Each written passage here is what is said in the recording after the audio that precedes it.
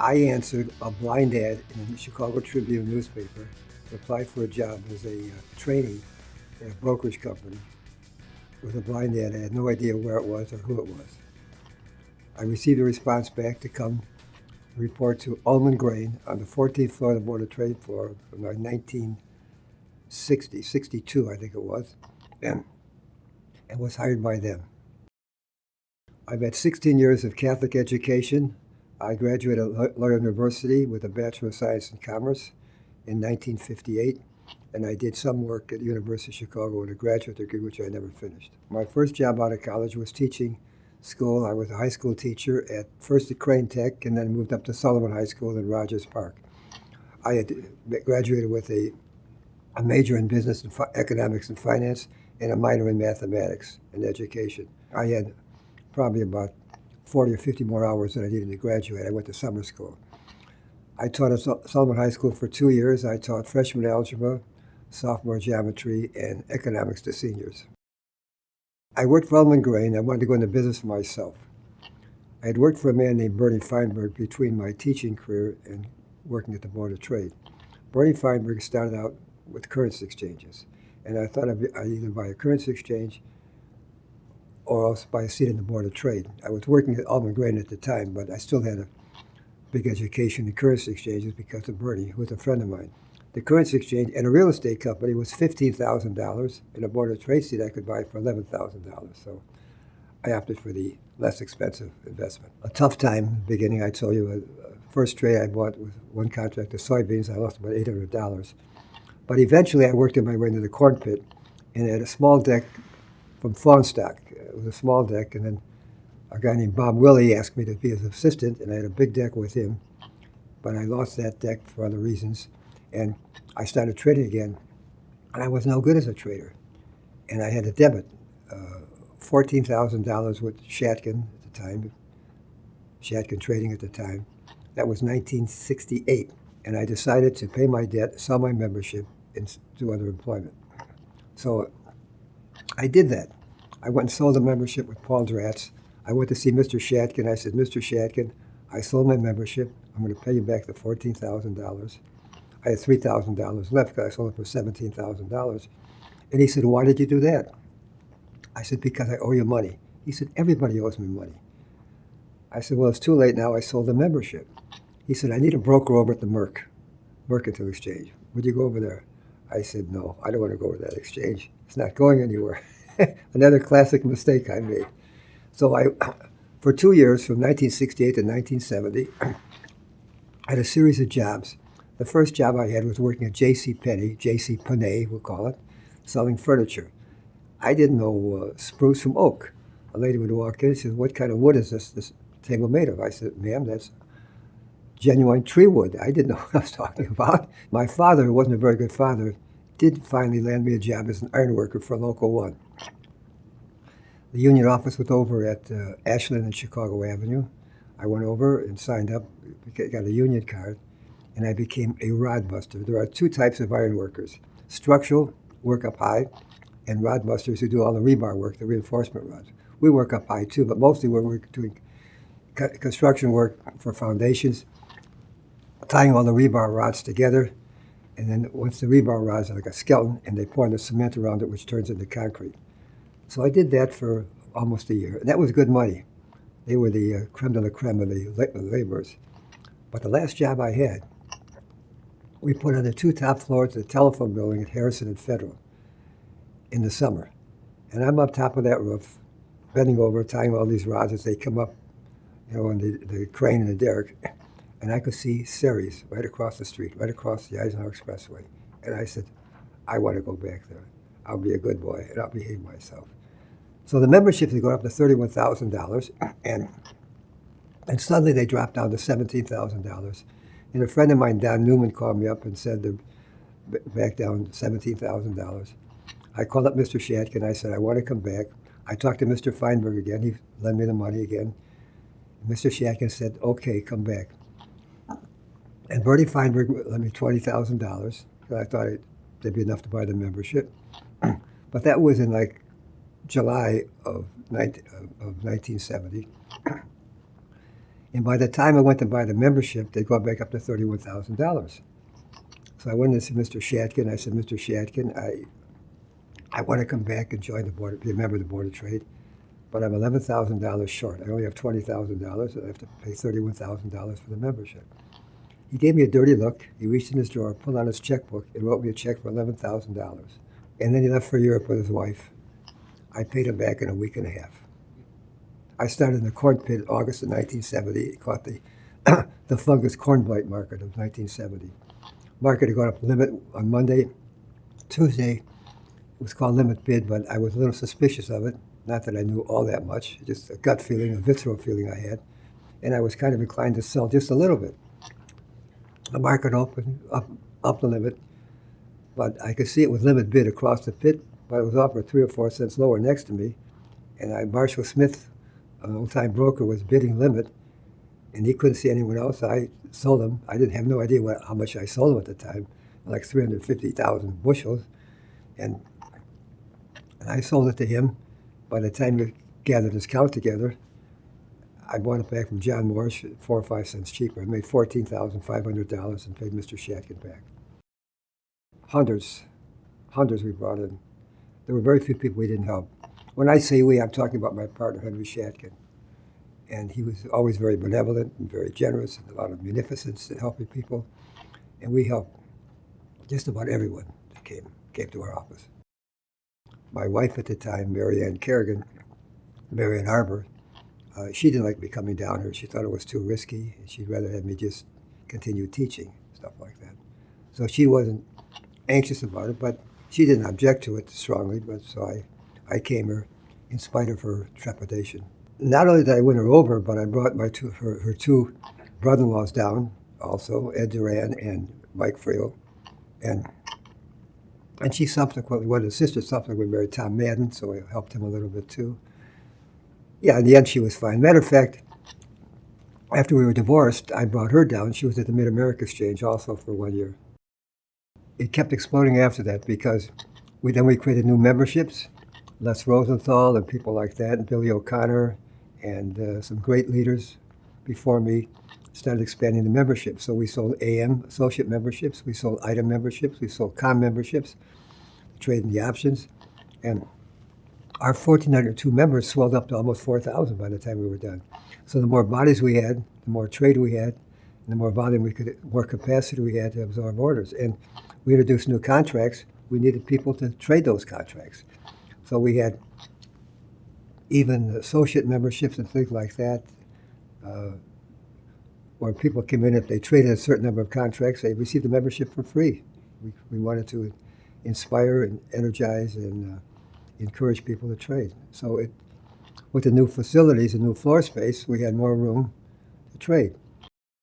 One time, there was a guy named Don Hutchinson, and he was actually a partner of mine, and for some reason, he wouldn't trade with me. I went after him in the pit, but they broke it up, okay. We had fist rays in that one, and whether I hit this guy in the wheat pit, I don't remember. It may have happened.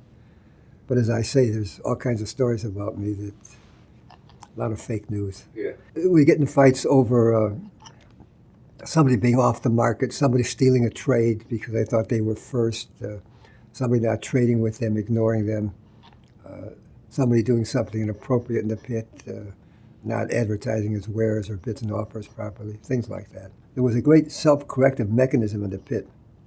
The pits were wonderful.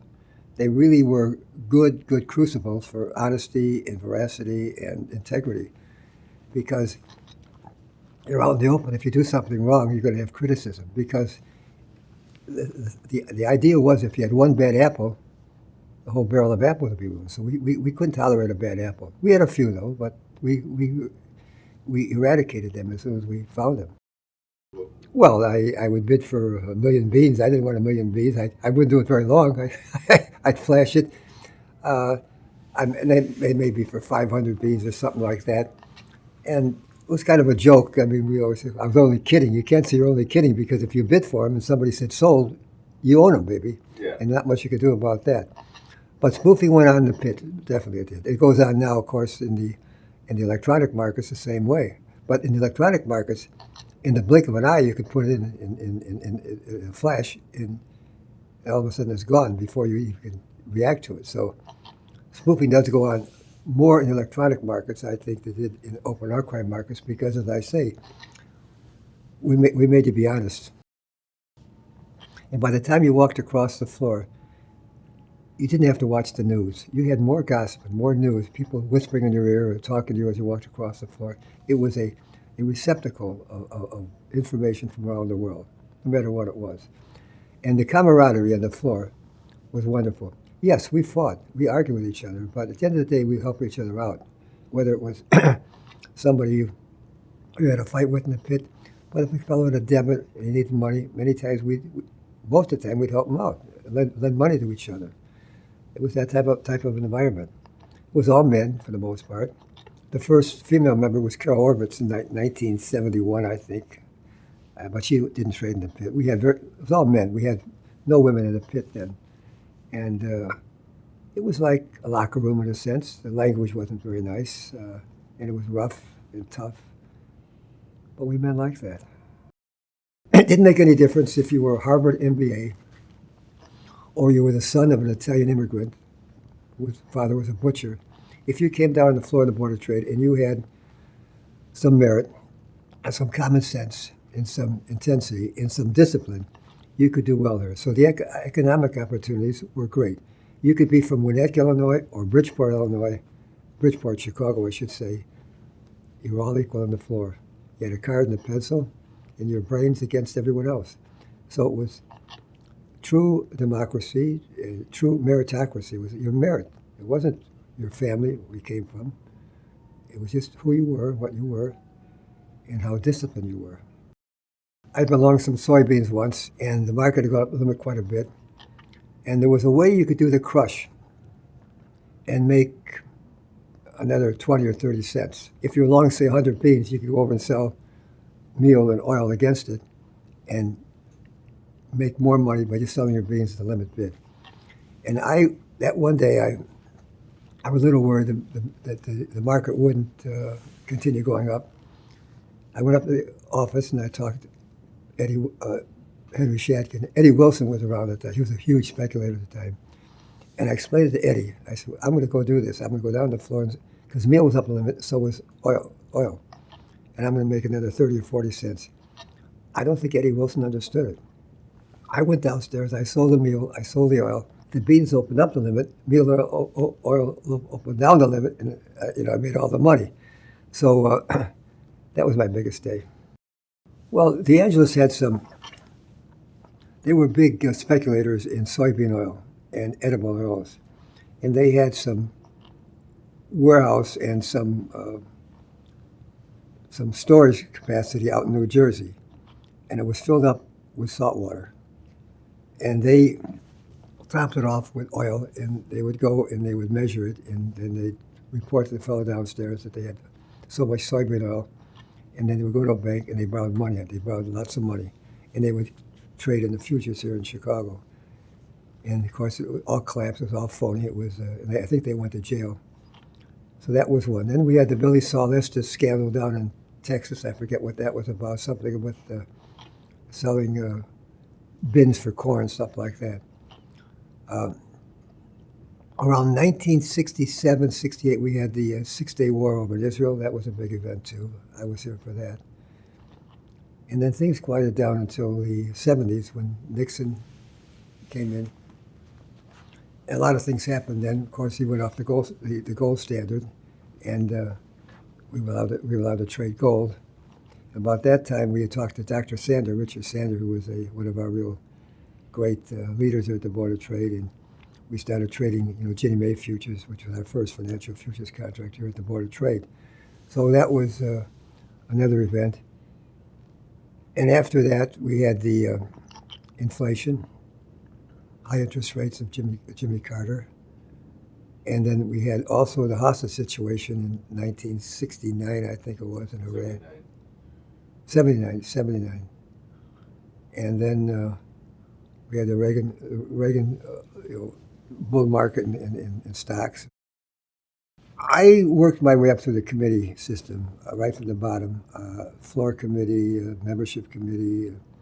But that was a lot of work. We did that in the afternoon. And then I ran for the board of directors and was elected, I think, in the early 1980s, and I served on the board for a number of years and gradually worked up to vice chairman and eventually chairman. I first ran for chairman against Billy O'Connor, and I lost by a few votes. Billy was kind of cute. His paper, he said, I didn't realize there were so many mountain climbers around the Board of Trade, because there were a few, and of course they all supported me. But Billy and I were friends, and he supported me when I ran the next time. My role turned out to be pretty big. There had been a storm in London on Friday before that crash, and the London markets were down. And Monday, we had gone as a board. I was not just on the board of directors. I was on the executive committee to New York to have our board meeting in New York on Tuesday. That would be Tuesday the 20th, I think it was, of October of 1987. And we didn't do that a lot. We went there. The idea was on the Monday, we would divide up the board. We had a big board, 28 people, into groups of 3 or 4. We'd visit our customers like Goldman Sachs, Morgan Stanley, Kidder Peabody, and companies like that. So I was with 3 or 4 people, and we go to Goldman Sachs. But that's when the market went down 500 and some points, the biggest stock market crash ever, and probably will be ever because it was such a large fall when the market was low, so the percentage would never be ever, I think, equal. And we're standing there watching. I think Corzine was there at the time.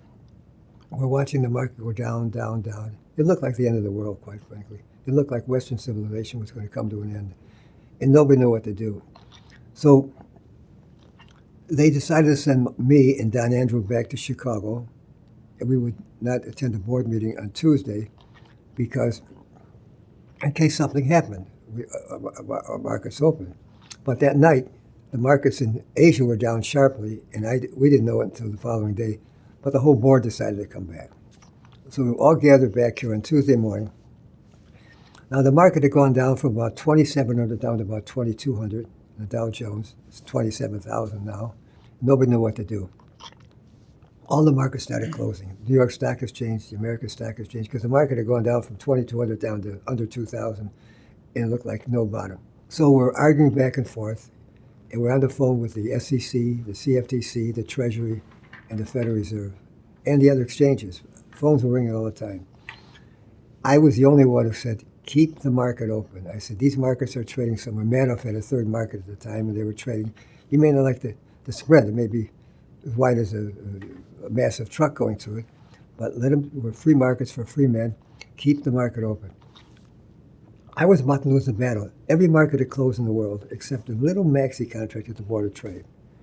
And all of a sudden, as I'm about to lose the battle, because I was just one person against the other 4 guys, and the market stopped about 1,700 and rallied 200 points. And after that, the market started to creep higher and higher. And the other exchanges, the CBOE, Amex, CME, New York Stock Exchange, all started to reopen. And the market closed higher that day. I did not know it. But a month or 2 later, I found out that Blair Hull had bought the bottom of the market. And Blair happened to be a friend of mine, not a good friend then, but we knew each other from the pit. We've become great friends ever since that time. He bought the bottom of the market, and the market rallied. So it really he's the one who saved the Western world, not me.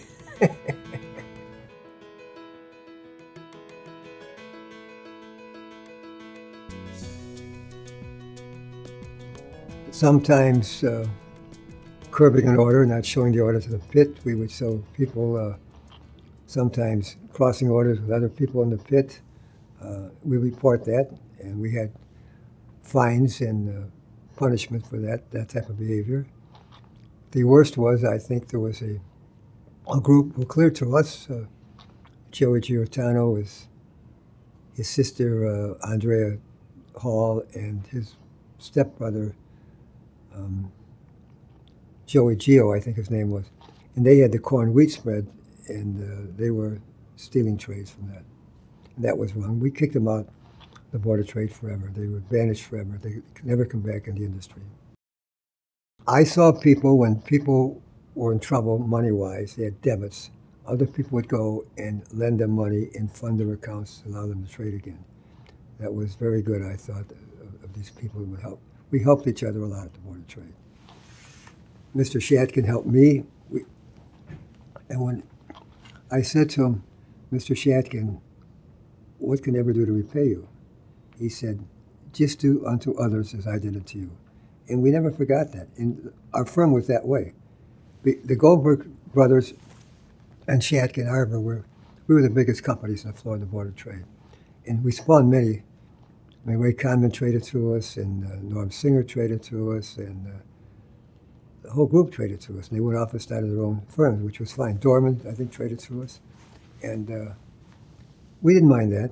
We like to help people, and if they went off and started their own clearing firm, that was fine. Discipline. Discipline is very important on the trading floor. And by that I mean total discipline your whole life.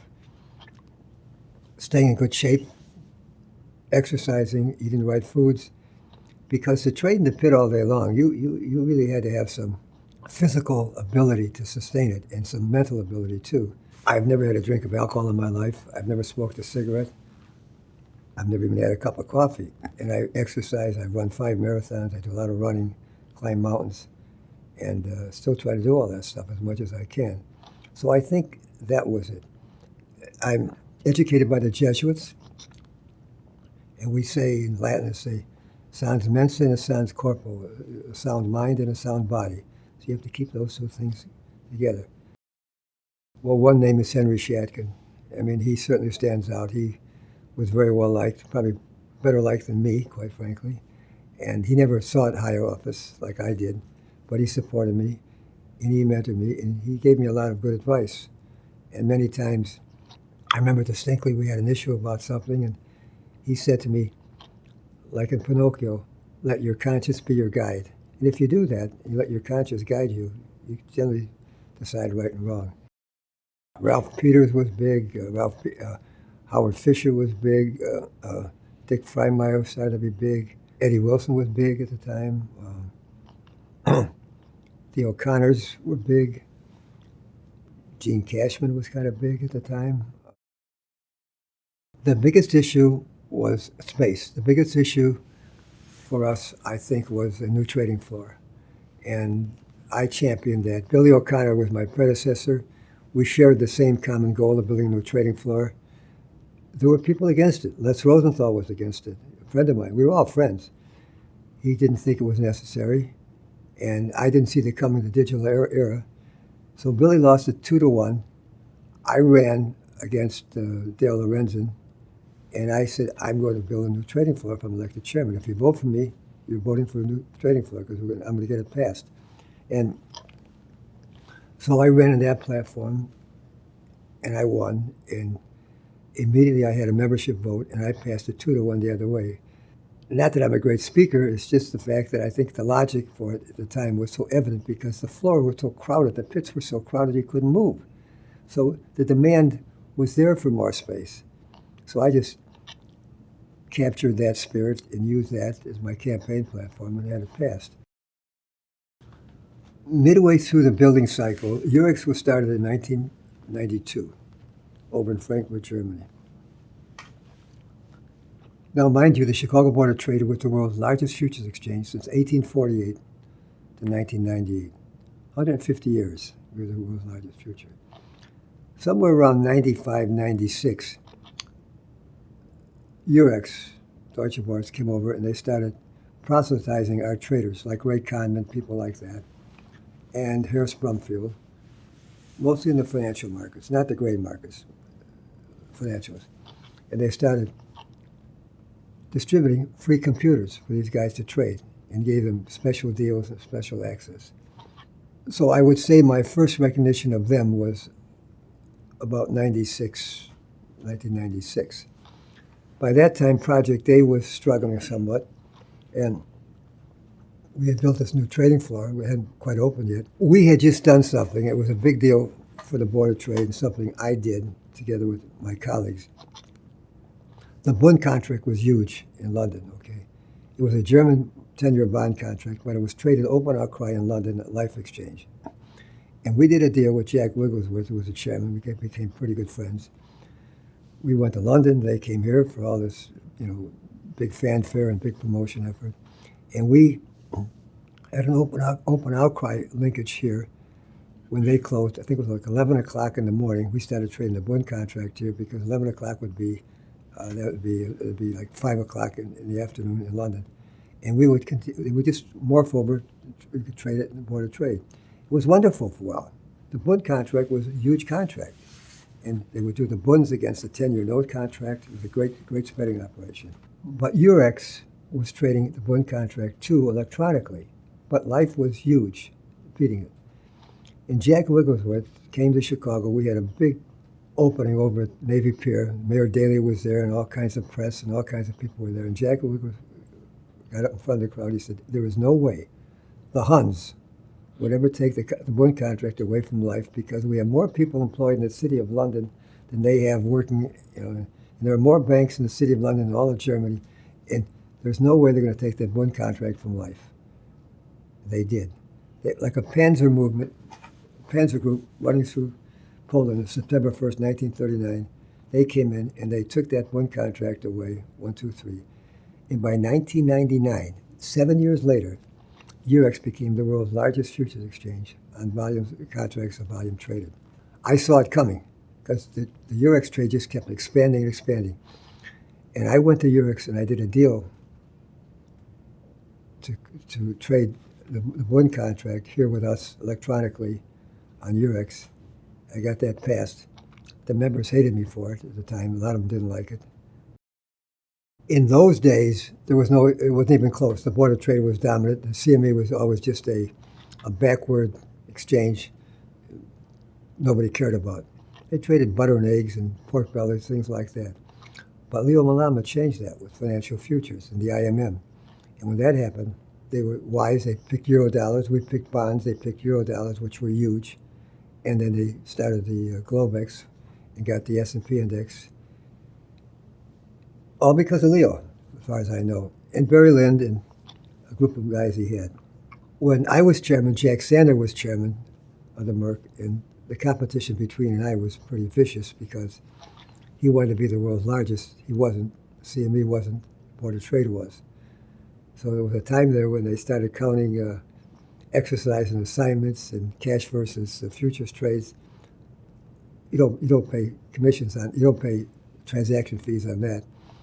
So I call it the phony count over there. They were a little mad at me about that. But so the competition between and I were pretty keen during the 90s. And it was also before I was chairman, even in the 80s, when the Mercs really started to grow and progress because of the financial futures over there under Leo's leadership. And they started trading E-minis, which was another brilliant move. A lot of people didn't like Leo at the time, but Leo was a visionary. It should have been the other way around. But I have to give Charlie Carey credit. He knew Terry Duffy, and they did a deal. We caught a break because the exchange ICE was bidding against the CME, so that forced the price of stock up. Yeah, I would have thought the Board of Trade would survive, but quite frankly, we didn't have the leadership they had over there. Not that Terry Duffy's a great leader, but Leo, people like that. Terry's good political connections. He's got good political senses. We would have them in there, both Democrat and Republican. They'd come here and on the 5th floor, we'd have lunch with them and give them an honorarium. We'd give them a check. Not a big check. $2,000, $1,000, whatever, from our PAC, our Political Action Committee. We did that week after week. And it wouldn't only be have Mr. Mike Forrester come up and have lunch with these fellows and he would tell them his concerns, or we'd bring up people from the floor, talk about taxes, legislation, transaction taxes, and things like that, how it would affect the Board of Trade. So it didn't really make much difference because money talks, and they all want the money, no matter if you're Republican or Democrat. Sure, we were more Democratic, but Donovan was a very skillful politician. If you'd walk into Donovan's office and they'll say, gee, that's a nice tie you have on, or nice shoes. He always softened people up with a nice comment. He was very good at that. It took me a long time to learn how to trade. I was a poor speculator. I was a poor scalper. I was a decent broker. But when I learned how to spread, that's when I started making money. because I looked around the floor of the Board of Trade. It took me a while to understand this. And the scalpers made some money. Speculators made and lost money. Brokers made decent money. But the ones with the biggest houses and the biggest cars were the spreaders, like Jordy Glassman, Henry Shatkin, Stern, the Goldberg brothers, people like that. So I learned how to spread.